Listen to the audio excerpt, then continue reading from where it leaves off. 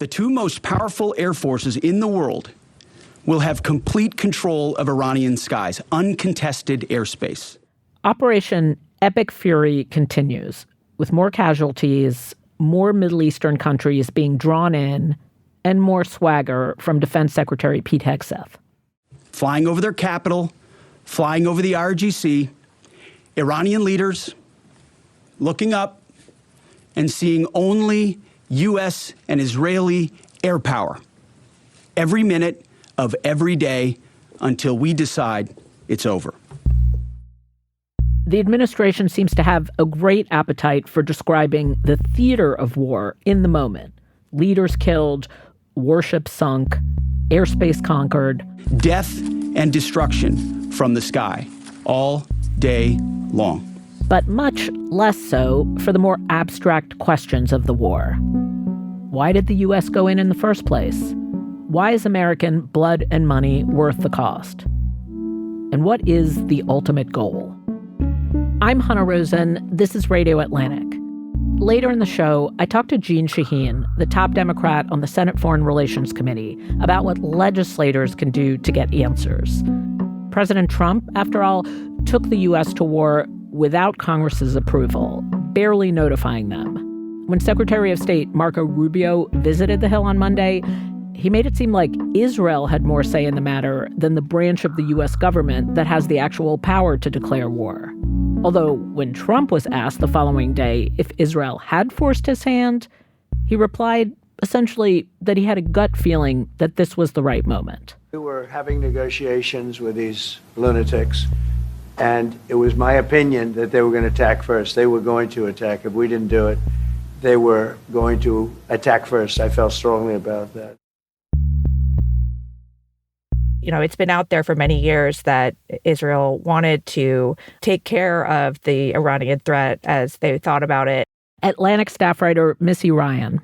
But there's been a lot of reticence from U.S. leaders in the past because of the fears of the potential effects of unleashing this conflict. Missy spent years as a foreign correspondent based in Baghdad, covering the war in Iraq.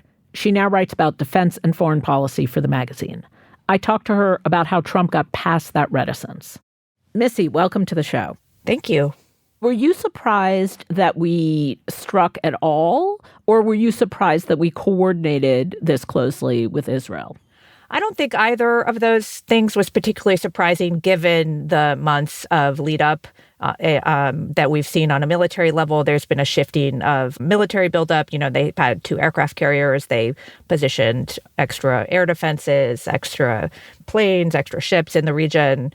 And President Trump himself has been kind of hinting that it was time that they do something, as he said, to take care of Iran's nuclear threat, which is a little confusing because he did strikes last year that he said at that time completely obliterated their nuclear capability.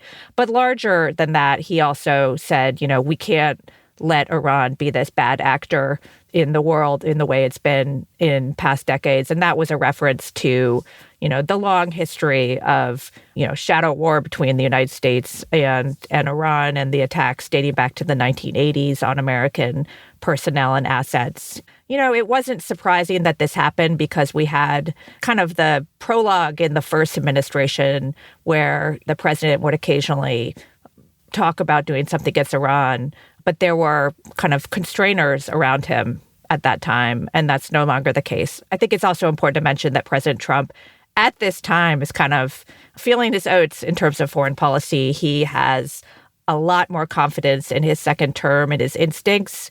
And so after the success in the 12-day war last year, where the United States and Israel struck Iran, struck nuclear sites, after the success in toppling Nicolas Maduro in Venezuela, I think Trump comes to the situation, this conversation between him and the Israeli leadership about whether or not to strike Israel. He comes to it with a lot of confidence in what American military might can do, about what he personally can do. And I think it's just a very different moment for his presidency and for him as a leader than we saw in the first term. It's interesting because some senators and some critics have characterized Israel as controlling or driving the foreign policy. It sounds like you don't necessarily think Israel had as great a role as people are saying today? I think they do have a role in kind of making the case for this being the moment. You know, Trump has a complicated relationship with Benjamin Netanyahu, like many American presidents before him. Most American presidents before him have had. You know, on one hand, Trump, has acted strongly and kind of broken with past precedent repeatedly on U.S. policy vis-a-vis Israel. Like he, in his first term, he recognized the Golan Heights. He moved the U.S. embassy to Jerusalem. He, has had a very different position vis-a-vis the whole question of the West Bank than the Biden administration, which was constantly kind of trying to constrain Israeli action in the West Bank and chide the Israelis publicly for what they were doing in the West Bank and in Gaza after the Gaza war began in 2023. So he has been very supportive of Israel in most ways, but at the same time, he's also occasionally shown publicly that he gets annoyed with Bibi. I think he felt like Israel has at times undermined his agenda, and his agenda was striking big, sweeping deals that he could claim as victory. So, I think clearly it's a close relationship and they see shared interest. But I think that Trump also had his own reasons for wanting to do this. I think he sees it as showing himself to be the president that other presidents were too afraid to be. The Ayatollah and the Islamic Republic has been, a thorn in the side of the United States for decades, and no other president could do it, and Trump did. Just because Israel's role in this decision-making is likely to be very closely scrutinized by a lot of different factions on the right and the left, I just want us to listen to what Secretary of State Marco Rubio said and analyze it, keeping in mind the caveat that Trump himself at a press conference said, no, they didn't force my hand. If anything, I might have forced Israel's hand. So keeping in mind that Trump forcefully denied it, I just want to listen to what Marco Rubio said and get your brain on dissecting it. We knew that there was going to be an Israeli action. We knew that that would precipitate an attack against American forces. And we knew that if we didn't preemptively go after them before they launched those attacks, we would suffer higher casualties. Can you analyze that? Because it sounds both like, yes, we did hit Iran because of Israel and they forced our hand, but no, we were doing our own thing and it's not because of Israel. So it is a little confusing, to be honest. And it's interesting to me because how can it be an imminent threat if the imminent threat is your partner in that you're doing this with, and the administration is pushing back strongly on that. And Rubio is hanging most of the urgency around this as what he's describing as a tipping point for Iran's ballistic missile capability. And what he is saying is a buildup where they're adding hundreds of missiles every month.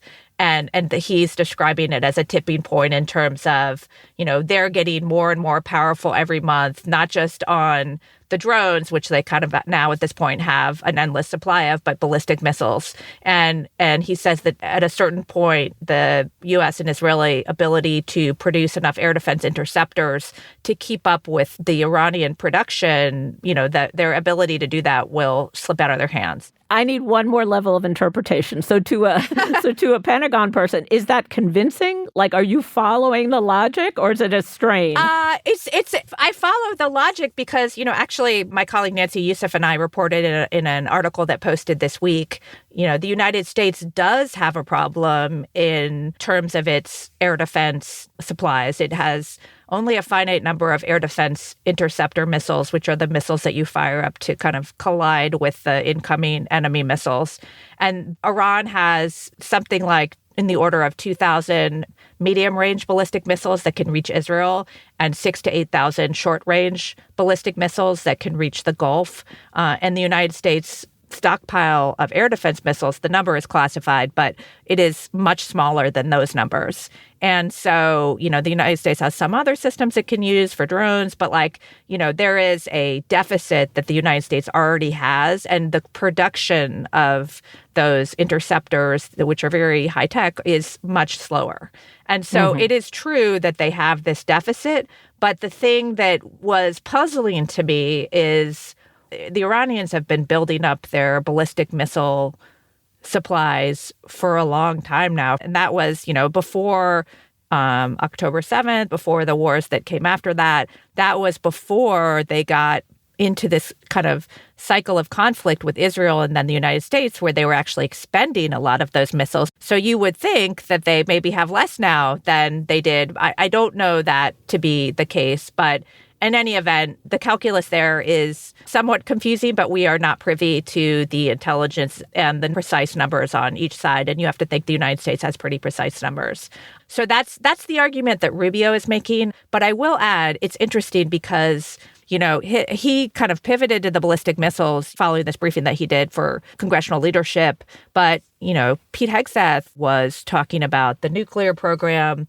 Trump himself has talked about the nuclear program. And then, you know, Hegseth also was talking about retribution for attacks that the Iranians launched in Iraq against U.S. forces back in the day. So there's this whole, you know, panoply, cornucopia of different reasons, and none of them feel to me immediate. Like none of them answer, because as you're talking, I'm counting 5. We've got nuclear weapons, ballistic weapons, you know, a worry about our own munitions. We haven't mentioned regime change yet. And also like defending protesters. And, you know, I mean, and Israel, and Israel and a preemptive launch. So what do you make of this constantly shifting menu of rationale? I think that they were ready to do it and that the circumstances were right for Trump. This may not have been the ideal time from, you know, a purely military perspective in terms of when is Iran at its weakest. It's no doubt Iran is much weaker than it was in 2022 or the beginning of 2023. That's for sure. You know, its proxies are decimated. You know, Israel has talked a lot about the volume of missile launchers that it's taken out, missile sites, all of that. So that, you know, from that perspective, it's very true that it is a conducive time from that perspective. You know, at the end of the day, I think this is more about President Trump and him feeling more ready to use the American military and use military force in a way that other presidents haven't wanted to, and in a way that he thinks is shaping his legacy. This is, I think, a new element of Trump's foreign policy doctrine that we're seeing here, because he and the people around him are willing to take risks and they're willing to kind of go with their gut in a new way. And they don't have the people like Jim Mattis. They don't have the people like Mark Esper being like, sir, you know, I think we need to think about the second or third order effects here. And you're seeing those impulses come to life in a different way. You have covered American wars in the Middle East for such a long time. The idea of war with Iran has always been hanging out there in the background, sort of Iran as an actor. Now that it's happened in, I would say, a somewhat abrupt way. I mean, we knew about the buildup, but it's not like we got a long explanation, a long debate. How does it land with you? Yeah, you know, it's interesting because I actually felt it feels a little bit more familiar because, you know, Israel already assassinated, you know, killed, struck Hassan Nasrallah in Lebanon, the Hezbollah commander. The United States already sent the Delta Force into Caracas to take Nicolas Maduro. So I kind of feel like I'm like the boiling frog a little bit, in that none of it is as shocking as it might have been if you hadn't had this kind of incremental lead up over the course of several years. But really, this is like the big one that we all talked about and feared for so long. You know, I remember being in Iraq in 2007, 2008, 2009. People would talk about, oh, you know, the Bush administration really just wanted to keep going and go to Tehran. And that just seemed kind of so, you know, out of the realm of possibility to be absurd, you know, because it would just be so crazily risky. And now, you know, you have a scenario that isn't quite there, but very close to it. Right. Like if someone had told you this in 2010 in Iraq, would it have felt surreal? Oh, impossible? Yeah, 100%. That's why I say, like, that's why I feel like the boiling frog, because, you know, it's on one hand, you know, I was at that time like living with the impacts of a huge use of American military force. Like, you know, when I first went to Iraq, there were like 180,000 American troops in Iraq. And, you know, we're not doing that. And so it's not like there hasn't been a big, very risky and, ill-conceived use of the American military in the Middle East before, because there has been. But this is a different setting. It's a different country. And also, we learned a lot from that war we thought we learned a lot. And, there are figures within the Trump administration, including J.D. Vance, who fought in those wars and came home and were like, no, those were dumb. My friends died for no reason. And so I think that their hope clearly is that they're doing it in a smarter, more prudent, less direct risk to Americans type of way. But we obviously just can't know how it'll play out. After the break, I talked to New Hampshire Senator Jeanne Shaheen. I ask what, if anything, Congress can do now that the U.S. is already involved in this conflict with Iran.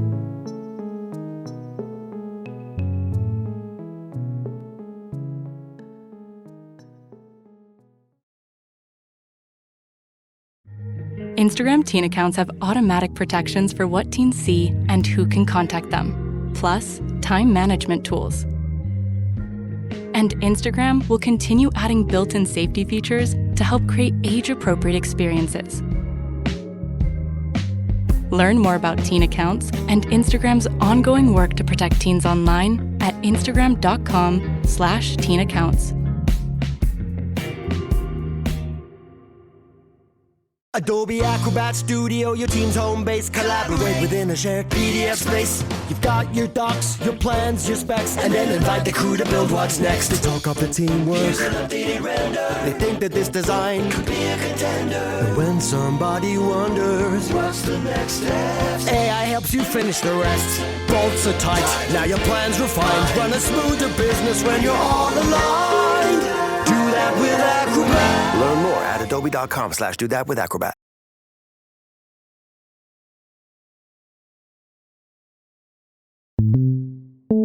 Hours before the Senate voted against the War Powers Resolution this week, which would have tried to limit President Trump's power to use military force without explicit authorization from Congress, I talked to Senator Jeanne Shaheen. Senator Shaheen, welcome to the show. Thank you. She's the top-ranking Democrat on the Foreign Relations Committee, and I started out by asking her if she'd received any kind of advance warning about the strikes in Iran. Well, I didn't get any. There was a briefing with the so-called Gang of Eight last week before the strikes happened over the weekend, and my understanding from talking to some of the people who were in that briefing is that there was no clear explanation of what was coming, but just a hint that some action might be taken. And how unusual is that? Just put that in some historical context for us. Well, that has not been the case at any time since I've been here. And whether it was Republican or Democratic presidents, the history and tradition has been to brief at least the leaders of the House and Senate and the relevant committees before an action like this is taken. Right. So the one time when an explanation came is when Marco Rubio came to the Hill after the war had started. And that's when he mentioned that Israel's role in the attack on Iran to the press. Were you surprised by that explanation?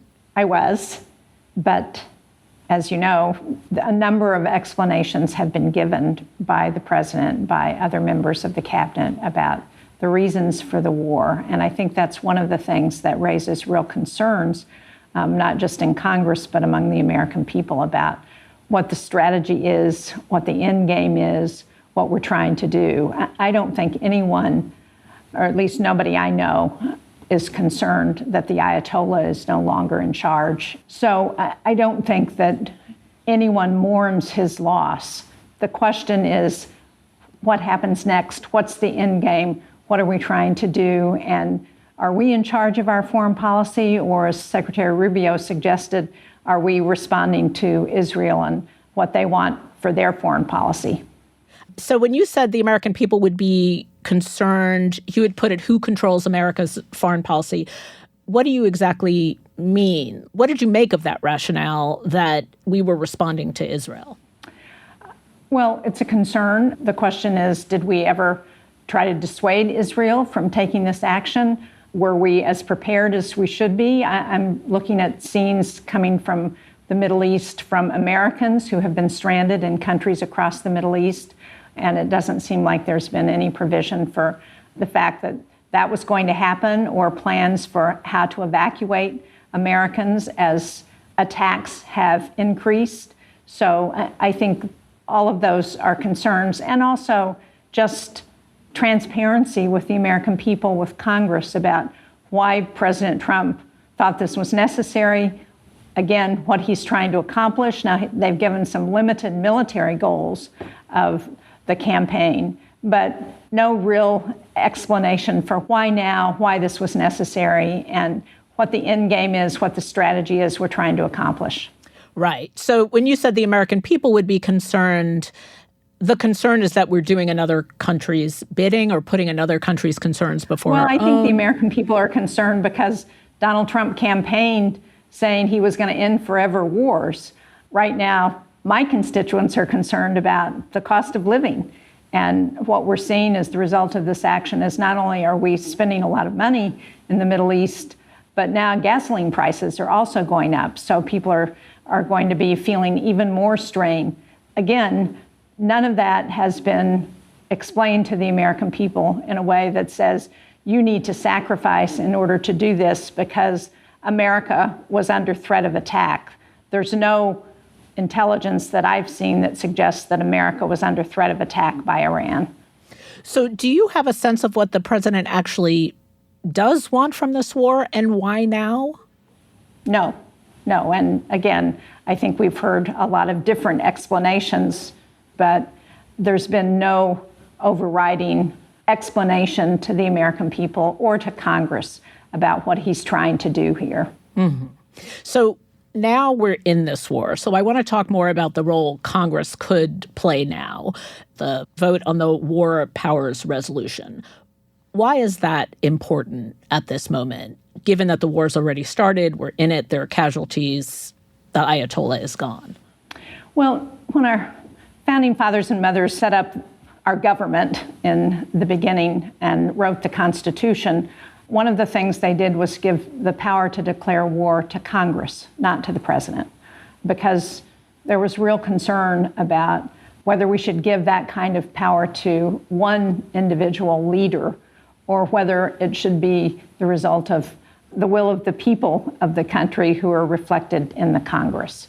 And unfortunately, this president hasn't been willing to come to Congress, not only to brief us about what his actions are, but to ask for an authorization for use of military force, as has been done in the past. So I think it is appropriate for Congress to take action to rein in this president who doesn't seem to be concerned about what Congress and the American people think about his actions with respect to going to war.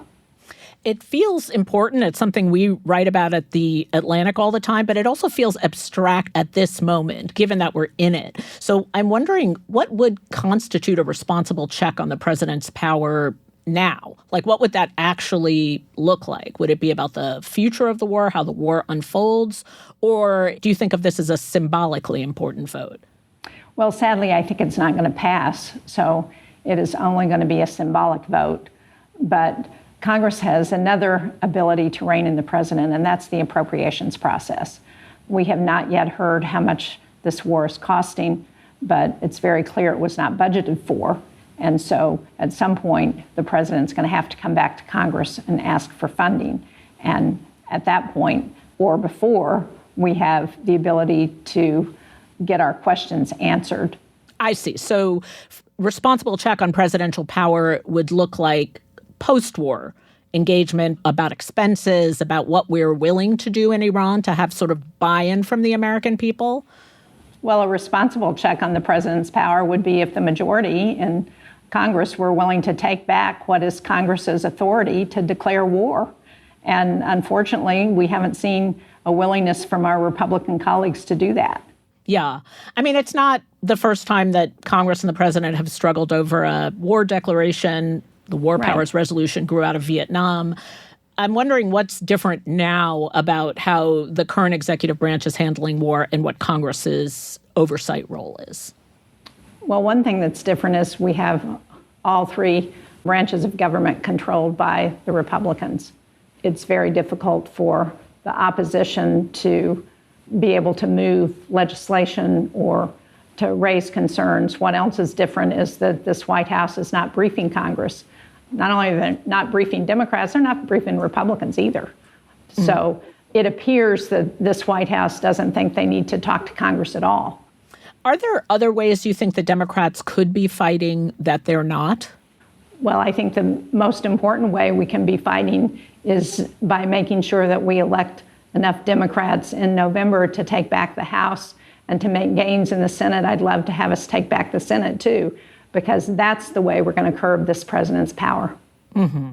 Do you have a name for his foreign policy? Like, what would you call it? We seem to be going in, extracting leaders, and sort of that's the extent of it. Like, how would you describe what the foreign policy is now? Because it's clearly, it's not non-interventionist. We're intervening. I'm just wondering how you think of it. I think of it as very inconsistent. Mm-hmm. You know, on the one hand, the administration talks about the greatest threat to the United States is the competition from China, the military threat from China. And yet we just heard from the Undersecretary of Policy at the Department of Defense, who was before the Armed Services Committee, talking about how we need to come to some sort of a mutual understanding with China. He used different language, but that was essentially what he was saying. Well, that's inconsistent. And when this president is making policy decisions around things like shutting down our foreign assistance program, shutting off our global health programs, and allowing China to come in and pick up those programs and present to our former countries we were working with that China is the reliable ally and people can't count on the United States, that is not a consistent foreign policy that benefits the national security of the United States. Mm-hmm. Right now, the White House has said there are 14 countries that Americans need to leave in the Middle East. In those 14 countries, we only have 6 ambassadors, and only 4 of them have career and diplomatic experience. We have 2 ambassadors in Lebanon and Israel who are political appointees who have no diplomatic experience. And yet we've got Americans all across the Middle East who are saying, I need help to get out of here. I'm being told to leave. I can't get flights. There's no evacuation plan. And we have nobody in the embassy to help them. So that is not in America's interest. That is not consistent American foreign policy that benefits the national security of Americans and makes us safer. Well, Senator Shaheen, thank you so much for joining us today. Thank you. This episode of Radio Atlantic was produced by Rosie Hughes and Janae West. It was edited by Kevin Townsend. Rob Smerciak engineered and provided original music. Sam Fentress fact-checked. Claudina Bade is the executive producer of Atlantic Audio, and Andrea Valdez is our managing editor. Listeners, if you enjoy the show, you can support our work and the work of all Atlantic journalists when you subscribe to The Atlantic at theatlantic.com/listener. I'm Hannah Rosen. Thank you for listening.